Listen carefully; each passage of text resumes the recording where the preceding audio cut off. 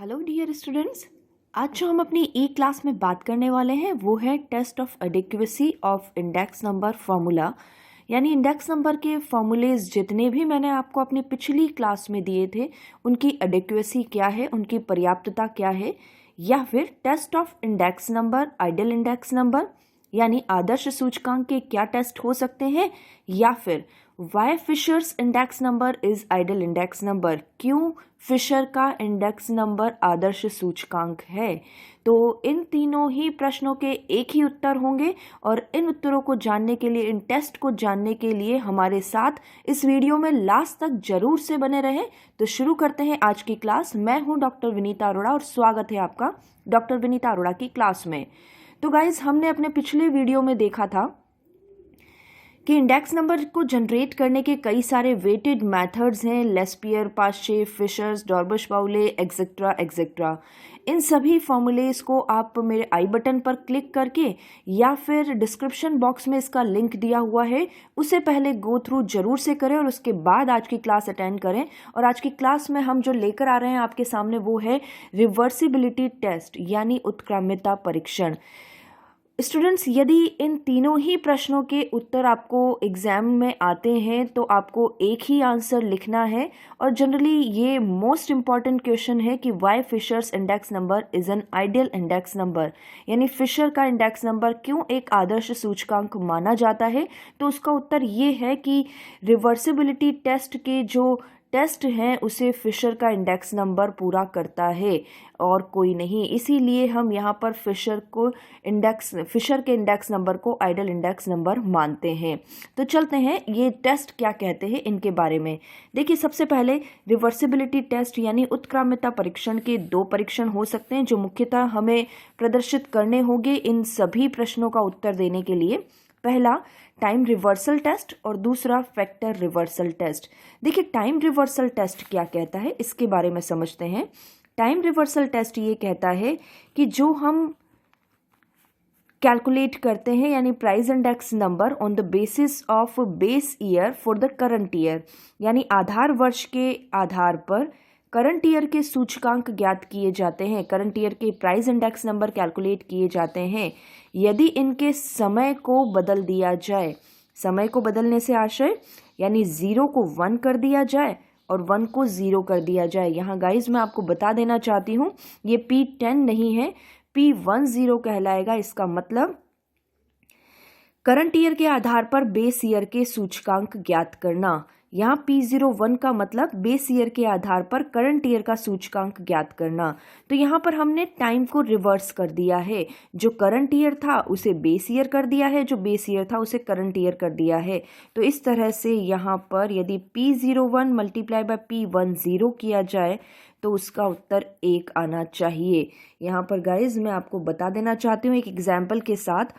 मान लीजिए 2010 और 2020 की बात करें। 2010 को हम आधार वर्ष माने और 2020 को हम करंट ईयर माने। तो मान लीजिए यदि पेट्रोल के प्राइजेस 45 रुपये थे 2010 में और अब बढ़कर 90 रुपये हो गए हैं। तो यहाँ पर यदि हम P01 कैलकुलेट करें तो P01 का मतलब ये साफ होगा कि P01 के अकॉर्डिंग भाव दुगने हो गए हैं, यानी 2 गुने हो गए हैं। आप अच्छे से जानते हैं P01 का formula P1 divided by P0। तो यहाँ पर P1 है हमारा 90 और P0 है 45। तो इस तरह से हमारा आंसर आया 2, यानी दुगने भाव हो गए हैं। नाउ अब हम टाइम को रिवर्स करते हैं। अब हम कैलकुलेट करते हैं P10। तो P10 का फॉर्मूला क्या होगा guys? P0 divided by P1। यहाँ पर आप वैल्यू पुट कीजिए। तो वैल्यू पुट करने के बाद 45 डिवाइडेड बाय 90, यानी इसका आंसर जो रहेगा वो 1/2। अब देखिए इन दोनों को मल्टीप्लाई करते हैं, यानी हमारा जो फॉर्मूला है उस फॉर्मूले में वैल्यू फिट करके देखते हैं। देखिए हमारा P01 यानी हम समय उत्क्रम्यता परीक्षण की बात करें तो इसका फॉर्मूला कुछ इस तरह से होगा और P01 है हमारा 2 गुणा P10 है हमारा 1/2। देखिए 2 से 2 क्रॉस हुआ और इस तरह से उत्तर आया 1।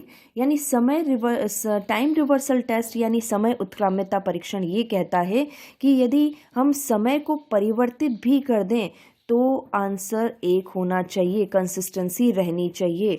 तो ये था समय उत्क्राम्यता परीक्षण, और जैसा कि मैंने आपको पहले भी बताया है कि यह फिशर का इंडेक्स नंबर इस टाइम रिवर्सल टेस्ट को पूरा करता है। किस तरह से, ये हम एक न्यूमेरिकल क्वेश्चन में देखेंगे। तो गाइस, ये हमारा समय उत्क्राम्यता परीक्षण मैंने आपके सामने रखा। नाउ अब बात करते हैं फैक्टर रिवर्सल टेस्ट की। देखिए, तत्व उत्क्राम्यता परीक्षण ये कहता है कि हम फैक्टर्स को चेंज कर दें। फैक्टर से मतलब कुछ इस तरह से, यदि हम फैक्टर्स को चेंज कर दें तो हमारा जो आंसर होना चाहिए ये V01 होना चाहिए। यानी यदि हम इसको थ्योरेटिकल वे में बात करें तो वो कुछ इस तरह से होगी कि यदि हम वस्तु की क्वांटिटी से भार करके मूल्यानुपात ज्ञात करें, यानी प्राइस इंडेक्स नंबर कैलकुलेट करें, और फिर प्राइजेस का भार करके वस्तु का अनुपात ज्ञात करें, तो ऐसी स्थिति में दोनों अनुपातों का गुणनफल यानी दोनों ही अनुपातों का मल्टीप्लिकेशन जो होना चाहिए वो वैल्यू के रूप में होना चाहिए। यहाँ जो मैंने आपके सामने बात की है, P01 multiply by Q01 is equal to V01 यानी वैल्यू के बराबर होना चाहिए। पहले भी मैंने अपने वीडियोज़ में आपको बताया है कि वैल्यू से मतलब हमारा P इंटू Q ही होता है। तो ऐसी स्थिति में यदि हम कहें P01 का formula P1 divided by P0, इसी तरह से Q01 का फॉर्मूला, यदि हमें क्वांटिटी इंडेक्स नंबर कैलकुलेट करना है तो फैक्टर को चेंज करिए, यानी Q1 डिवाइडेड बाय Q0। तो इस तरह से हमें जो वैल्यू मिलेगी यहाँ पर V01 की, और वो कुछ इस तरह से होगी P1 Q1, यहाँ हम इसको शॉर्ट में ही लिख देते हैं, P1 Q1 divided bye P0 Q0, और इनका समेशन कर लिया जाएगा। तो ऐसी स्थिति में P01 multiply by Q01 is equal to summation P1 Q1 divided by summation P0 Q0, यानी वैल्यू इंडेक्स नंबर के बराबर होना चाहिए। तो ये हमारा तत्व उत्क्राम्यता परीक्षण मैंने आपके सामने रखा। ये भी फिशर का इंडेक्स नंबर इसे सेटिस्फाइड करता है। P01 multiply by Q01 is equal to V01, ये भी फिशर का इंडेक्स नंबर इसे सेटिस्फाई करता है। किस तरह से सेटिस्फाई करता है, एक प्रश्न मैंने आपके सामने लिया है, उस प्रश्न को मैं आपको दिखाती हूँ। ये एक एग्जामिनेशन क्वेश्चन है, और इस एग्जामिनेशन क्वेश्चन में किस तरह से काम किया गया है ये देखते हैं। Calculate why Fisher index number is an ideal index number, prove that. देखिए, हमें प्रूव भी करना है, मतलब हमें दोनों ही परीक्षणों को प्रूव करके दिखाना होगा। क्वेश्चन कुछ इस तरह से है, प्राइजेस दिए हुए हैं आपको, 2018 हमारा बेस ईयर है और जबकि 2019 हमारा करंट ईयर है। 2018 के प्राइजेस दिए हुए हैं, टोटल एक्सपेंडिचर्स दिए हुए हैं, करंट ईयर के टोटल एक्सपेंडिचर्स और क्वांटिटी दी हुई है। तो गाइज यहाँ पर कुछ वैल्यूज़ मिसिंग है, तो मिसिंग है तो हम इसे कैलकुलेट करेंगे। देखिए किस तरह से इसका सोल्यूशन करना है।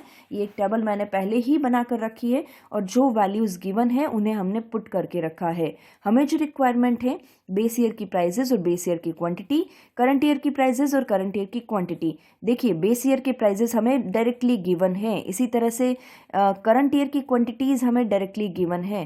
तो गाइज़ यहाँ पर हमें बेस ईयर की क्वांटिटीज़ कैलकुलेट करनी होगी, और यहाँ पर जो इन्फॉर्मेशन दे रखी है आप नोटिस कर रहे होंगे, टोटल एक्सपेंडिचर्स गिवन है। यदि किसी वस्तु का प्राइस 3 रुपये है और उस वस्तु के संबंध में 150 रुपये खर्च किए गए हैं, तो कितनी क्वांटिटी परचेज की होगी? जी हाँ, बिल्कुल 50 की क्वांटिटी परचेज की गई होगी। यानी आप अच्छे से समझ रहे हैं, यदि हम टोटल एक्सपेंडिचर को प्राइस से डिवाइड कर दें तो हम यहाँ पर क्वांटिटी कैलकुलेट कर सकते हैं। तो देखिए 100 divided by 100, 120 divided by 2 it's 60, then 150 divided by 5 30, और यहाँ पर 160 डिवाइडेड बाय 4 40। तो इस तरह से हमने Q0 कैलकुलेट कर लिया है। नाउ अब इसी तरह से बात करते हैं करंट ईयर की।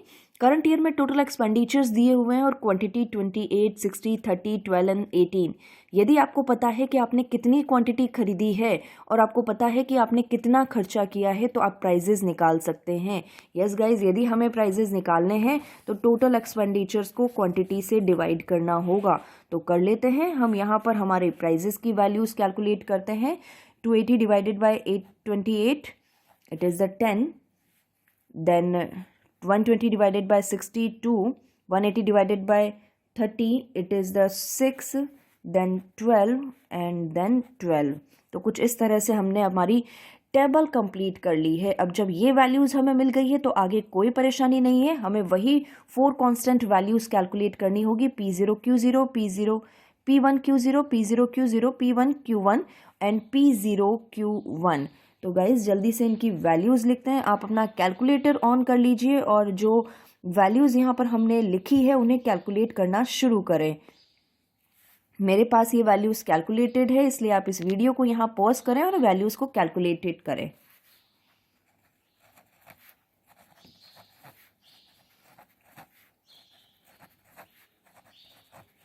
इसी तरह से P0 Q0, P0 को Q0 से मल्टीप्लाई करना है, तो ये वैल्यूज़ कुछ इस तरह से। इसी तरह से P1 और P1 Q1 को आपस में मल्टीप्लाई करें, 280, 120, 180, 144 एंड 216।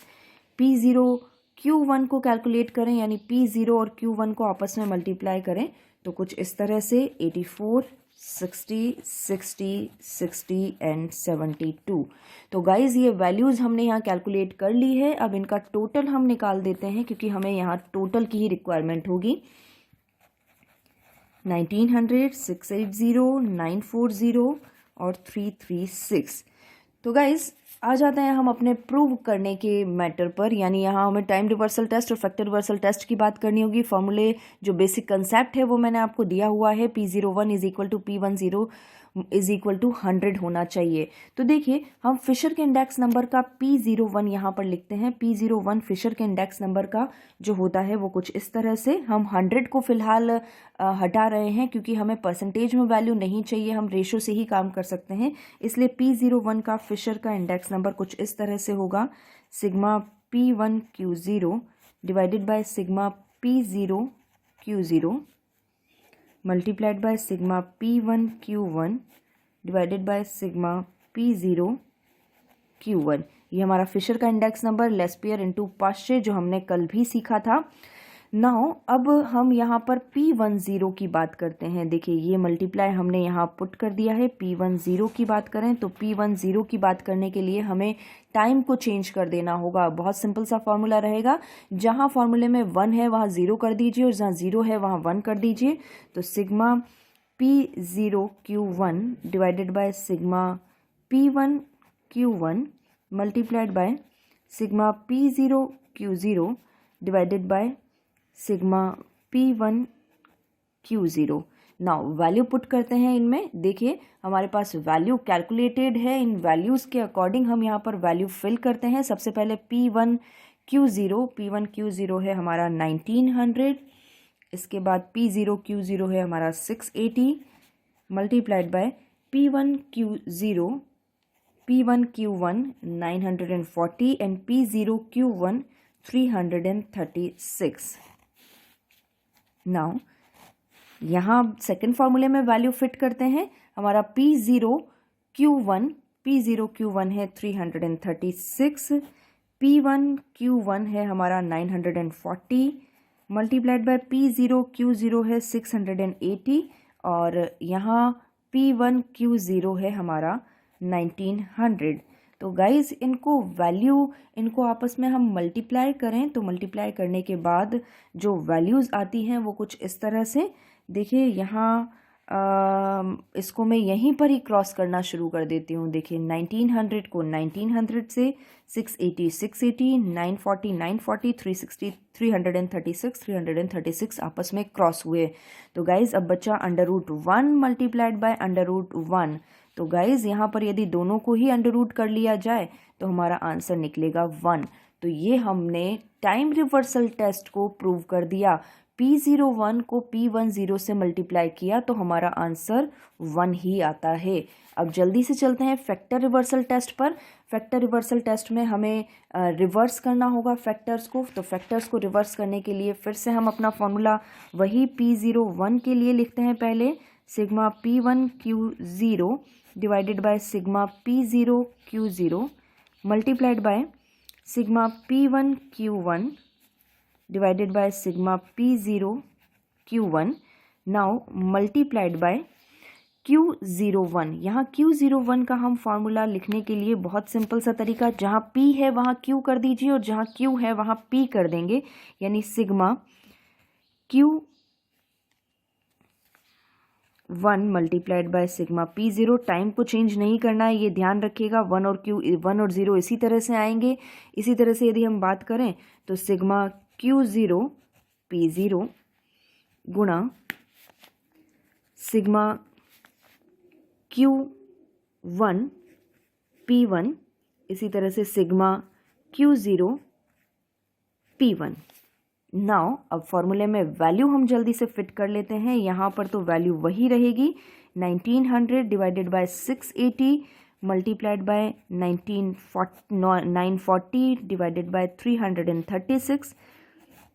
क्वांटिटी में हम वैल्यू फिट करें तो Q1 P0, तो यहाँ हम Q1 P0 कैलकुलेट कर लेते हैं। Q1 P0 है हमारा 336। नाउ Q0 P0 है हमारा 680। Q1 P1 है हमारा Q1 P1 है 940। और इसी तरह से Q0 एंड P1 है हमारा 1900।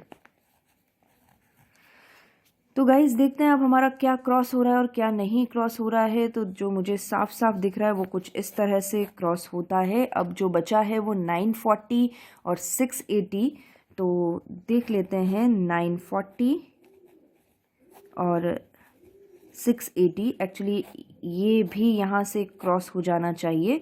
अब देखिए हमें जो फॉर्मूला लगाना है वो V01 का है। V01 का फॉर्मूला मैंने आपको बताया था, वो होता है sigma P1 Q1 divided by sigma P0 Q0।